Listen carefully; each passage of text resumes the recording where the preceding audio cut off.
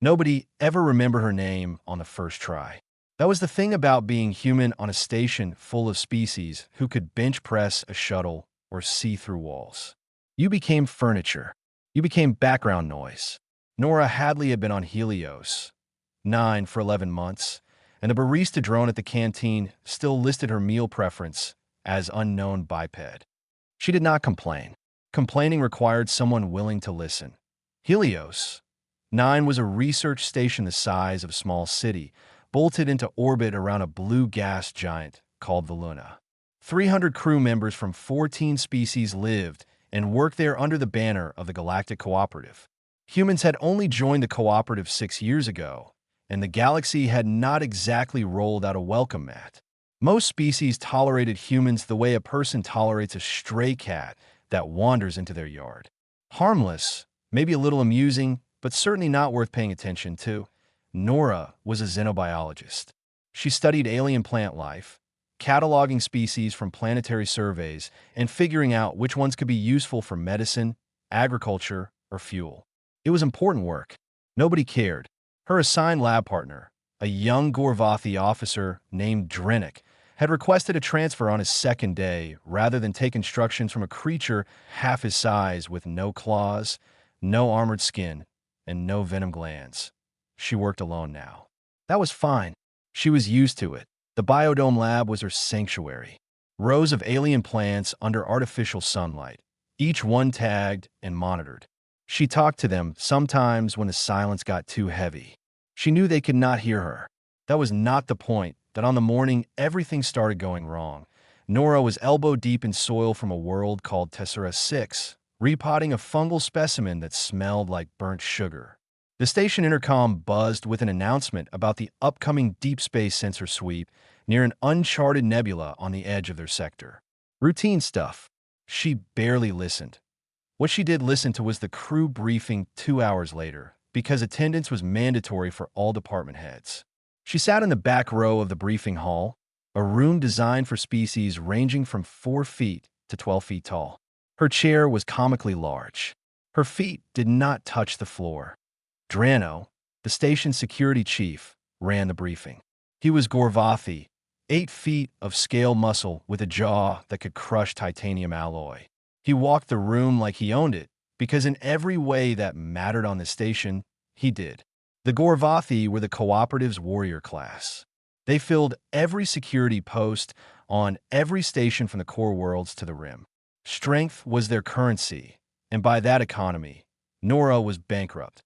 Halfway through the briefing, Drano paused and looked directly at her. "I have submitted another request to command about the human staffing assignment," he said, his deep voice carrying easily through the hall.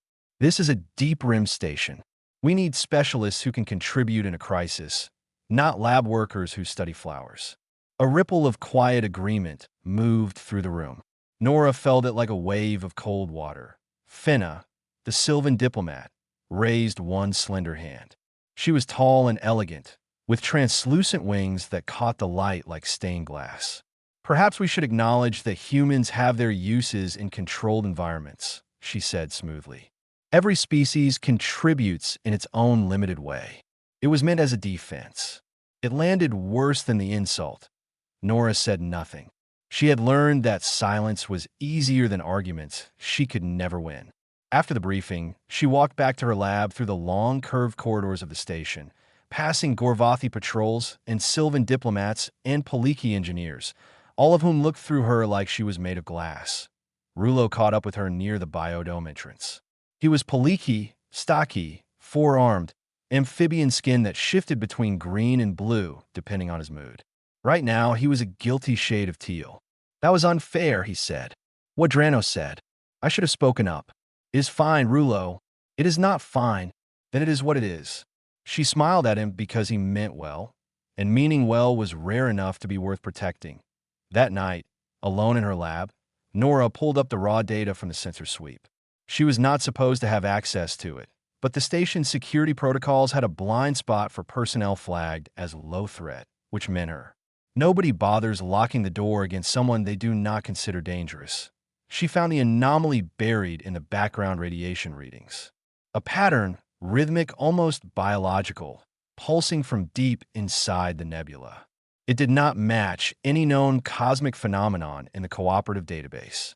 She flagged it in the system with a Priority 2 marker and attached her analysis.by morning. Her report had been automatically downgraded to Priority 5 and buried under 70 other files.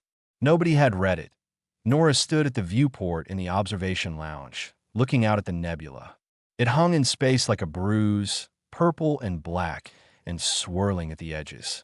Beautiful in the way that dangerous things often are. She pressed her hand against the cold glass and felt a strange certainty settle in her chest. Something was out there, something alive, and it was looking back. The first sign that something was wrong came not as an alarm, but as a yawn. A Gorvathi patrol officer on Deck 14 stretched his jaw wide in the middle of his shift, blinked 3 times, and could not remember what he had been doing for the last 30 seconds. He shook it off. Gorvathi did not admit weakness.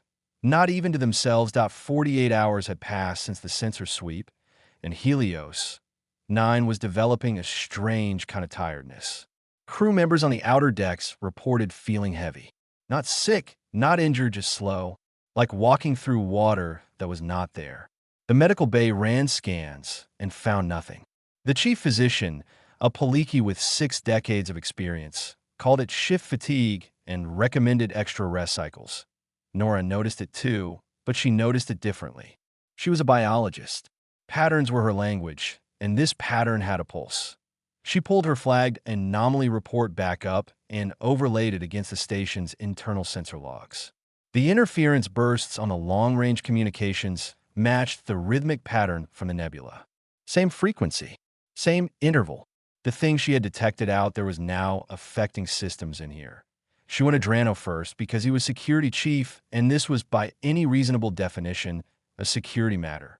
She found him in the command center running combat drills on a holographic display, his massive clawed hands swiping through tactical formations like a conductor leading an orchestra of violence.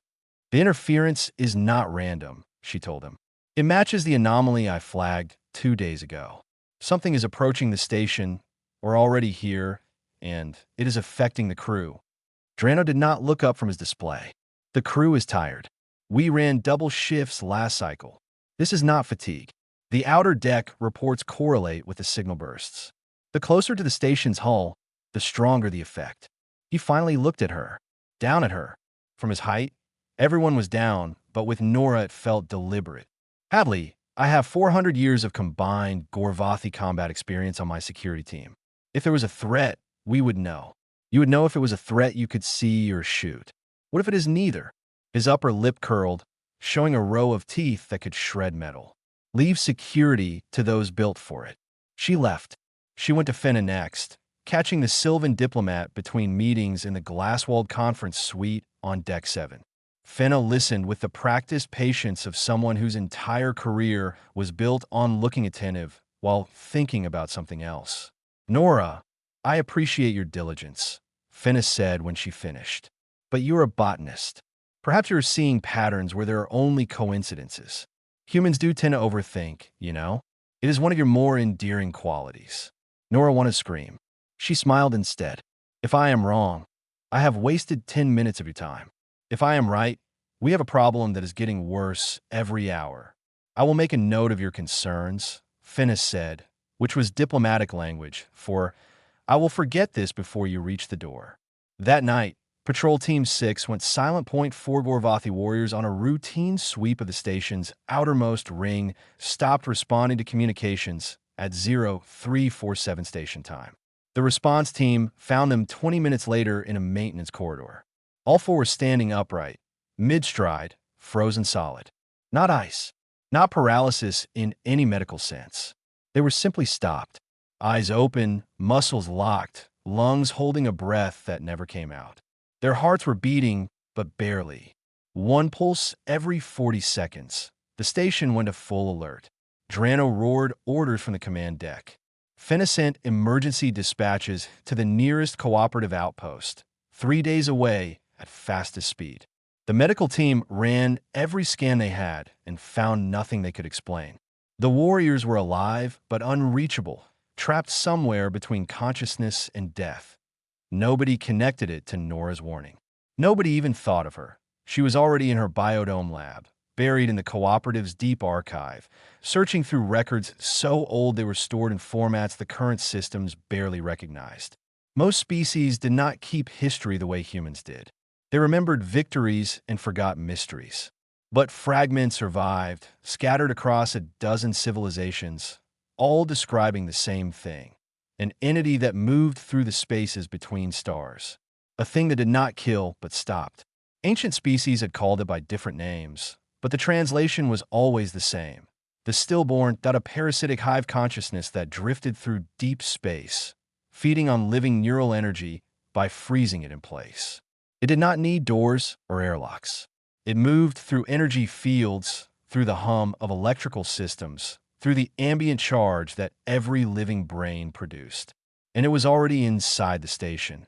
Nora closed the archive and sat in the dark of her lab for a long moment, listening to the silence of the station around her, a silence that was growing deeper by the hour. Then the lights flickered, and she understood something with perfect, terrible clarity: that IT was not coming. It was here. And every hour she had spent trying to warn people who would not listen was an hour it had spent spreading. She stood up, and the slight tremor in her hands was not fear. IT was anger. Silence has a weight. Most people never notice it because true silence is rare. There's always a hum, a breath, a distant footstep, the heartbeat of a living station keeping 300 souls alive. But when Nora stepped out of her lab and into the main corridor of Deck 9, the silence hit her like walking into a wall. The stillborn moved fast. Once it stopped hiding, IT spread through Helios, not in the way cold spreads through metal, flowing along the station's energy grid, riding the electrical pulses that powered every light, every door, every life support relay. It found living minds the way water finds cracks, seeping into neural pathways and bioelectric fields, and simply pressing down. Not killing, not hurting, just stopping. The Gorvathi fell first. They were the biggest, the strongest, the most bioelectrically active species on the station. Their massive brains ran hot, burning through neural energy like furnaces, and to the stillborn, they were beacons. Patrols froze mid-step in corridors all across the outer ring. Warriors locked in place with weapons half-drawn, faces caught between confusion and rage. Drano himself went down on the command deck, mid-sentence, one fist raised to slam a console. His mouth was still open around a word he would never finish. The Sylvan were next. Their crystalline wings acted like antennas, broadcasting their neural signatures across a wide spectrum. Fenna was in a corridor with 2 diplomatic aides when the stillborn reached her.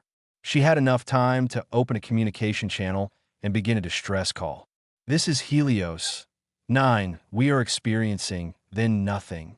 Her wings went rigid, their translucent surfaces fogging over like glass in winter. Her compound eyes, normally alive with shifting colors, turned flat and gray. The Paliki lasted slightly longer. Their neural clusters were smaller, their bioelectric output lower. Rulo was in the engineering bay when he felt it coming. A heaviness that started in his feet and climbed upward through his forearms. He knew what was happening because he had read Nora's report. She had sent it to him after everyone else ignored it, and he had read every word. He believed her. He always believed her. He had enough time to seal the engineering bay doors, hoping to isolate the core power systems from whatever was spreading through the station. Then his first arm went limp. Then the second. He slid down against a console, managed to lock the power grid into an automated safety mode, and then the third and fourth arms dropped. His last conscious thought was that he should have spoken louder when it mattered. Across Helios 9, 280 crew members froze in 6 hours. The station became a museum of interrupted lives. A Gorvathi cook stood over a pot that boiled dry. A Sylvan musician held a note that would never resolve. 2 Paliki technicians were caught mid-handshake for hands clasped together in a grip that neither could release, and Nora was still walking. She felt it. She was not immune. The pressure was there behind her eyes, a low hum that vibrated in her teeth and made her thoughts feel thick. Every few minutes, a wave of heaviness would wash over her, and her legs would slow, her vision would blur, and some deep animal part of her brain would whisper that it would feel so good to just stop, to rest, to let go. But she did not stop, because humans are not built to stop. She understood it now, with the bitter clarity of someone who has been underestimated her entire life.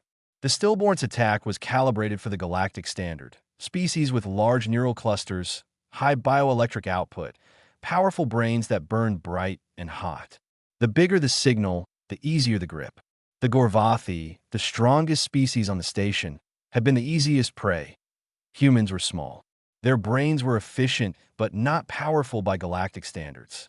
Their bioelectric signatures were faint, almost invisible against the background hum of the station systems. Every quality that had made Nora a target for ridicule was now the reason she was still on her feet. The stillborn could feel her. She knew that. It was pressing against her mind like a hand trying to grip a wet stone, but could not get a firm hold. Not yet. She walked through the frozen station like a ghost walking through a graveyard. Deck after deck of still bodies, open eyes, suspended breath. She checked every person she passed, pressing her fingers to necks and wrists, reading vitals on her handheld scanner. Alive, all alive, but fading. The stillborn fed slowly, draining neural energy the way a leech drains blood. If she did not act, they would not wake up. They would simply fade until there was nothing left to fade. She reached the command deck and found Drano frozen in his warrior's pose, a statue of rage carved from green scales and muscle. She stood in front of him for a moment, looking up at the face of the being who had called her a waste of a birth. Then she reached up on her toes and adjusted his jaw so his airway was not compressed by his own locked muscles. "Hang on," she said to him, to all of them, to the silent station. "I am working on it." Her voice was the only sound on Helios 9, and she kept talking because the silence scared her more than the thing that caused it. She ate a nutrient bar while crouched behind a medical cabinet in the med bay, and it was the saddest meal of her life. Not because of the taste, which was the usual chalky nothing that nutrient bars always delivered, but because the med bay was full of frozen people and she was eating alone surrounded by bodies that were still warm. Nora had not slept in 20 hours.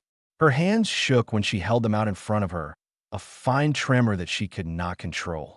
The stillborn's pressure was constant now, a buzzing weight behind her forehead that made every thought feel like it was being dragged through mud.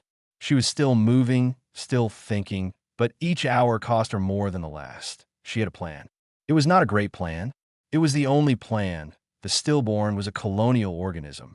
She was almost certain of that now. The fragmented records she had found in the deep archive described it in terms that reminded her of Earth's siphonophores, creatures like the Portuguese man-of-war that looked like a single animal but were actually millions of tiny organisms working together as one. Each individual unit was weak, nearly mindless. Their power came from coordination, millions of simple signals combining into a single overwhelming force. If she could disrupt that coordination signal, the colony would fragment. The individual units would lose cohesion and release their grip on the crew. They would scatter like a swarm losing its queen. The disruption required a specific frequency broadcast, something that would interfere with the stillborn's internal communication without damaging the station's organic crew members. She needed two things: Rulo's portable frequency modulator from the engineering bay and the station's central communications array on the command deck to broadcast the signal with enough power to reach every corner of Helios. 9. She finished her nutrient bar, drank a pouch of water, and stood up. Her knees popped. She was 28 years old, and her knees already popped. Death World genetics. Everything on Earth was trying to fall apart at all times, including the people. The engineering bay was 4 decks down and half the station away. She walked it alone, her footsteps echoing in corridors that should have been full of noise and life. She passed frozen crew members every few meters. A Sylvan librarian holding a data tablet she would never finish reading. 2 Gorvathi cadets frozen back-to-back, instinctively forming a defensive position even as consciousness left them. A Paliki janitor with a cleaning tool still gripped in one of his 4 hands. She checked each one.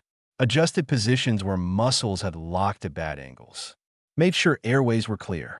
It slowed her down, and she could not afford to be slow, but she could not afford to be the kind of person who walked past without looking either. She found Rulo in the engineering bay, slumped against the main console.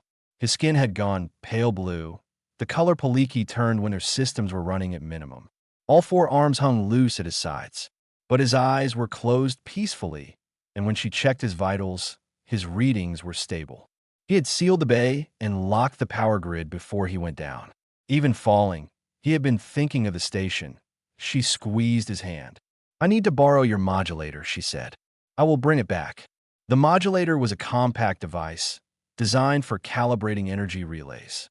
Rulo kept it in a tool belt on his workstation, neatly organized because he was the kind of person who labeled everything. She took it, adjusted the frequency range based on her calculations, and slung it over her shoulder. The walk back up to the command deck was worse. The stillborn was thicker here, concentrated around the areas with the most frozen crew members. It fed on their neural energy, and the feeding grounds were dense near the command center where the senior staff had fallen. Nora's vision doubled. She caught herself leaning against a wall, her body trying to slide down to the floor. The whisper in her mind was louder now. "Rest. Stop. Be still." It would feel so good. She bit the inside of her cheek. Hard. The sharp bloom of pain and the copper taste of blood cut through the fog like a knife. Her vision cleared. Her legs steadied. This was a death world trick. Billions of years of evolution on a planet that never stopped trying to kill its inhabitants had built humans with an emergency override. Pain sharpened focus. Adrenaline burned through fatigue. Fear became fuel. Where other species had evolved to be powerful, humans had evolved to be relentless. She made it to the command deck. Drano was still frozen in his warrior's stance, a monument to strength that had not been enough. Finna's distress signal still blinked incomplete on a console, a call for help that would never be heard in time. Nora set the modulator down beside the communications array and began connecting cables with hands that would not stop trembling. The array was designed for species with larger fingers and stronger grips. Every connection took her 3 tries. She swore quietly, in English because swearing in your native language always works better. She wiped blood from her lip and kept working. The stillborn pressed harder, and for the first time she felt something beyond the mindless hunger of a feeding organism. She felt attention. It knew she was here. It knew what she was doing, and it was afraid. Good, she thought. You should be. The thing about silence is that humans cannot survive in it. Not really. Put a human in a perfectly quiet room, and within minutes their brain will start generating its own noise. Phantom sounds, half-remembered songs, the echo of conversations that happened years ago. The human mind treats silence the way the human body treats a wound. It rushes to fill it. Nora was counting on that. She knelt beside the communications array on the command deck, fingers working the last connections between the modulator and the broadcast system. The stillborn was fully focused on her now. The pressure was not just behind her eyes anymore. It was everywhere. It pressed against her chest, her throat, her thoughts. Every few seconds, her hands would freeze mid-motion, her fingers locking in place for one horrible heartbeat before she forced them to move again. It wanted her to stop. It wanted stillness. It fed on the absence of motion, the absence of thought, the deep and perfect quiet that came when a living mind surrendered, as Nora talked. Hydrogen, helium, lithium, beryllium, boron, carbon, nitrogen, oxygen. She recited the periodic table out loud, her voice raw and shaking in the dead air of the command deck. It was not a strategy she had read in any manual. It was instinct, human instinct. When the dark gets too close, you make noise. When the silence gets too heavy, you fill it with anything you have. Fluorine, neon, sodium, magnesium. The modulator was connected. She activated the frequency calibration and watched the numbers climb on the small display. The disruption signal needed to hit a precise range, tight enough to interfere with the stillborn's coordination pulses without scrambling the neural patterns of the frozen crew. Too low and it would do nothing. Too high and she could fry 300 brains. Aluminum, silicon, phosphorus, sulfur. Her nose started bleeding. A thin red line that she wiped away with the back of her hand and ignored. The stillborn was not just pressing now. It was pushing, actively trying to shut her down. She could feel it learning her, adapting to the shape of her mind, looking for cracks in the wall of noise she was building. She switched from the periodic table to bones. Cranium, mandible, clavicle, scapula, sternum, humerus. Her mother had taught her these. Her mother had been a nurse in a small town in Ontario and had quizzed Nora on anatomy at the dinner table. Strange what the mind holds on to when everything else is being stripped away. The frequency was set. She locked it in and activated the broadcast. Nothing happened. The signal was transmitting, she could see it on the display, but the power output was too low. The communications array ran on the station's main grid, and the main grid was operating at minimum capacity because Rouleau had locked it into safety mode before he fell. The signal was broadcasting, but it was a whisper when she needed a scream. She needed more power. She needed it now. Nora looked at the power routing console and saw the answer immediately. The biodome. Her lab. It ran on an independent power circuit, separate from the main grid, designed to keep the artificial sunlight and climate systems running even during station emergencies. It was the one system still operating at full capacity because no one had considered a lab full of plants worth protecting during a crisis. If she rerouted the biodome's power into the communications array, the signal would have enough strength to reach every deck, every corridor, every frozen mind on Helios 9. But it would kill every plant in the biodome. 11 months of work. Every specimen she had collected, cultivated, and cataloged. Every living thing she had cared for on this station that could not dismiss her or look through her or call her weak. She rerouted the power without hesitation. The array surged. The modulator screamed. The disruption signal hit the stillborn like a hammer hitting a wasp nest. The lights on the station flared white, then died. Emergency backups kicked in, bathing everything in red. Nora felt the stillborn convulse. Not physically, it had no body, but the pressure in her mind splintered, fractured, broke into 1,000 jagged pieces that scraped across her consciousness like broken glass. She screamed. Actually screamed. The sound tearing out of her throat and filling the dead command deck with something raw and human and alive. The stillborn fragmented. Its coordination collapsed. Across the station, the frozen grip on 300 minds began to release. It came in waves like ice cracking on a spring river. First the species with the smallest neural signatures, then the Paliki, then the Sylvan, their wings shivering back to life with a sound like wind chimes. Then, finally, the Gorvathi, gasping awake with the confused rage of predators who had been made prey. Drano's first breath was a roar that shook the command deck. He staggered, caught himself on a console, and looked around with eyes that could not make sense of what they were seeing. The station in red emergency light. His crew stumbling back to consciousness. And on the floor beside the communications array, a small human woman on her knees, blood on her face, hands still gripping the modulator like she would die before she let go. She looked up at him. Her eyes were bloodshot. Her lip was split where she had bitten through it. She was shaking so hard her teeth chattered. "You are welcome," she said. Then the floor came up to meet her, and the last thing she heard before the darkness took her was Drano shouting for a medic, using a voice that had never once shouted for her before. 3 days felt like 3 years when you woke up not knowing if the world you left behind had survived. Nora opened her eyes to the soft white ceiling of the medical bay and the steady beep of a heart monitor that was calibrated for something with a much larger chest than hers. The readings on the screen beside her bed were in Paliki medical notation, which she could barely read, but the green color probably meant she was not dying. Rouleau was sitting in a chair beside her bed. All 4 of his hands were folded neatly in his lap, and his skin was a calm shade of blue-green that meant he had been there long enough to settle in. He looked at her with large, dark eyes that said everything is quiet nature usually kept inside. "How long?" she asked. Her voice sounded like gravel in a tin can. 3 days. You had severe neural fatigue, mild hemorrhaging behind both eyes, and your body was running on so little energy that the medical team thought your species might actually hibernate. He paused. I told him you do not. She almost laughed. It came out as a cough instead. The crew, all 300 accounted for. Everyone survived. She closed her eyes and let that settle. Everyone survived. For a moment, that was enough. Then Rulo told her about the biodome. Every plant was dead.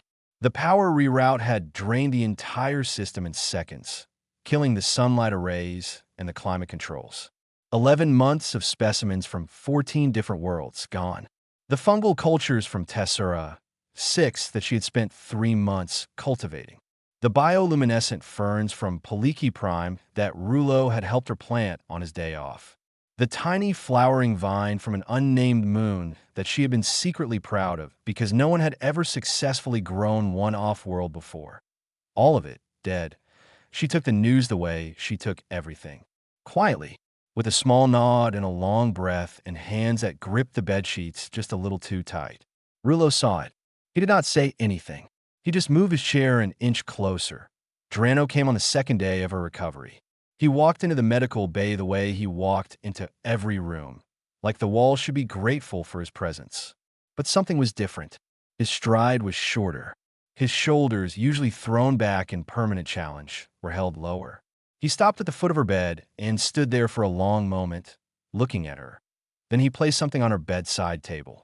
His personal combat blade, a Gorvathi weapon, single-edged, made from an alloy that their species forged only for warriors who had earned the right to carry one. He set it down with the edge facing himself. Nora did not know Gorvathi customs well, but she knew enough. Rulo had told her once that when a Gorvathi turns his blade toward his own body in the presence of another, it means, I was wrong about you. My strength is yours to command. Drano did not say a word. He held her gaze for 3 seconds, which for a Gorvathi was the equivalent of a full speech, and then he turned and left. Nora looked at the blade for a long time after he was gone. Fenna came next, accompanied by 2 Sylvan aides carrying a formal crystal-etched declaration from the diplomatic corps. It was a recognition of extraordinary service, written in the old Sylvan script that they reserved for acts they considered historically significant. Fenna presented it with all the proper ceremony, wings catching the light, voice smooth and practiced. Then she dismissed her aides, sat on the edge of Nora's bed, and let the diplomatic mask fall away. I should have listened to you, she said. No Polish, no elegant phrasing, just words that cost her something to say. You came to me with evidence, and I dismissed it because of what you are. That failure is mine, and I will carry it. You do not have to carry it, Nora said. I know. I choose to. So I remember. Rulo stayed through all of it. He did not make grand gestures or deliver speeches. He brought her water when she was thirsty and adjusted her pillows when she shifted and told her bad jokes in Paliki that lost all their humor in translation. He stayed because staying was what mattered, and he had learned, perhaps too late and perhaps just in time, that presence was its own kind of strength. A week later, the Galactic Cooperative sent an inquiry team. 12 officials from 8 species, dispatched to understand how a single human had saved a station that their best warriors and diplomats could not protect. They reviewed the logs. They studied the signal data. They interviewed crew members who described waking from a frozen nightmare to find a small human woman bleeding on the command deck floor. They asked Nora how she did it. She sat in the briefing hall, in the same oversized chair where she had listened to Drano call her a waste of a berth, and told them the truth. I was not immune. I was not stronger. I was just harder to stop. My species comes from a world that never gives you a moment of peace. Everything on Earth bites, stings, burns, freezes, floods, or falls on you. We evolved not to be the strongest thing in any room, but to be the thing that keeps going after everything stronger is given up. The stillborn needed stillness. A human mind is never still. That is not a gift. It is a scar, but it was enough. The inquiry team's report traveled through cooperative channels for months. It did not change everything. Prejudice does not die from a single story, but it planted something that on her first day back in the new biodome, Nora stood in the empty lab and looked at rows of bare planters where living things used to grow. She pulled on her gloves and opened the first bag of fresh soil. The door opened behind her. Drano walked in carrying a crate of soil samples from a recent planetary survey, something so far below his rank and responsibilities that the act itself was a kind of language. He set the crate down, nodded once, and left without a word. Nora smiled. She pushed her hands into the soil and got back to work. Months later, when a new rotation of crew arrived on Helios 9 and someone made a passing comment about the human in the plant lab, it was Drano who answered. He said it once, in a voice that allowed no argument, and he never had to say it again. Do not underestimate her. Ever.